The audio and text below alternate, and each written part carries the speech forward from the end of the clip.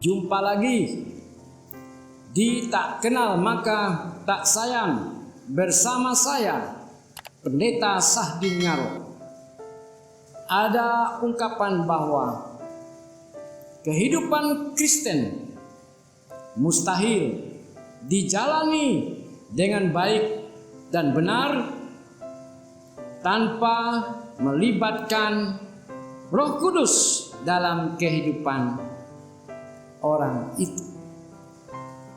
Itulah sebabnya pentingnya belajar mengerti dengan benar tentang Roh Kudus, Allah Tritunggal yang Esa, Bapa, Anak, dan pribadi ketiga, yaitu Roh Kudus. Kekristenan adalah tentang karya Roh Kudus. Karya Roh Kudus dalam meyakinkan. Artinya penempatan kebenaran Injil oleh Roh Kudus pada keadaan yang dihadapkan dengan orang sesat, berdosa, sehingga ia menyadari dengan jelas kebenaran yang menuntun agar orang tersebut merespon, memberi tanggapan, menolak atau menerima Yesus Kristus satu-satunya Tuhan dan Juru Selamat. Yohanes pasal 16 ayat 8 sampai ayat yang ke-11. Meyakinkan ini juga berkaitan dengan hal yang diyakinkan Roh Kudus pada orang tersebut adalah tentang dosa, tentang kebenaran Kristus, dan penghukuman.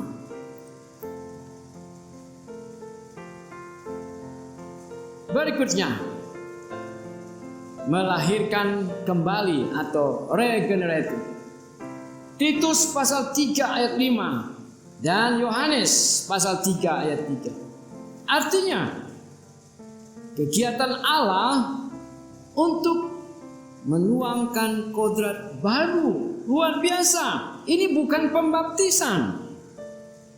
Ada banyak kesalahan dan pemahaman yang menyesatkan tentang peranan karya Roh Kudus melahirkan kembali.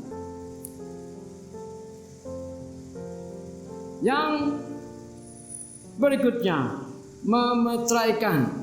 Natsnya Efesus pasal 1 ayat 13, pasal 4 ayat 30, 2 Korintus pasal 1 ayat 22. Artinya, kepastian dimiliki oleh Allah dengan memetraikan dan dipelihara sampai penebusan itu suatu jaminan keamanan orang percaya. Safe and secure. Waktunya kapan? Ketika orang itu percaya. Ini juga harus jelas.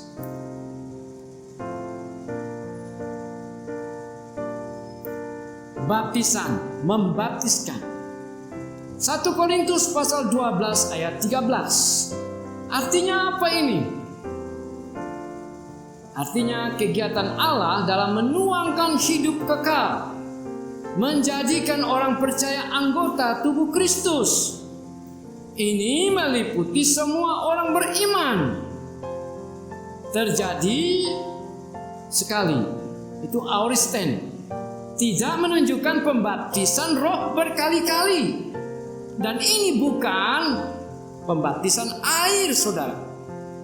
Ketika terjadinya saat orang itu percaya, Roh Kudus kaya membaptiskannya, bukan baptisan air setelah katekisasi dan seterusnya.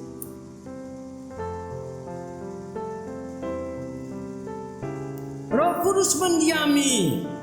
Natsnya 1 Korintus pasal 6 ayat 19. Mendiami siapa? Semua orang percaya. Ini berbicara tentang orang-orang Kristen yang berada dan sudah percaya sebagai anggota jemaat di Korintus. Dan Roh Kudus jelas berdiam dalam diri mereka. Jadi orang yang percaya bisa kehilangan kepenuhan Roh Kudus, tetapi bukan pendiaman Roh Kudus.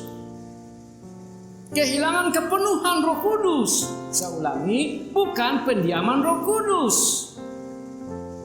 Didiami Roh Kudus berhubungan dengan fungsi roh yang membawakan hadirat Allah ke dalam hidup yang beriman. Diurapi Roh Kudus dengan pekerjaan roh yang memampukan orang beriman untuk dapat mengerti ajaran firman Tuhan. 1 Yohanes 2:20-27.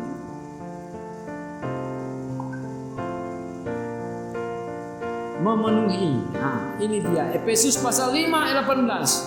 Artinya orang yang dipenuhi atau ada Roh Kudus yang memenuhi hidup orang itu, penguasaan diri orang tersebut, pengontrolan hidupnya total, hidupnya dikuasai, hidupnya sebagai seorang beriman dipenuhi Roh Kudus memenuhi hidupnya. Sifatnya ini, mari kita hidup dipenuhi Roh Kudus, dikontrol oleh Roh Kudus, dikuasai oleh Roh Kudus, total kita serahkan. Karena ini perintah, tuntutan, present tense, dan bersifat terus menerus.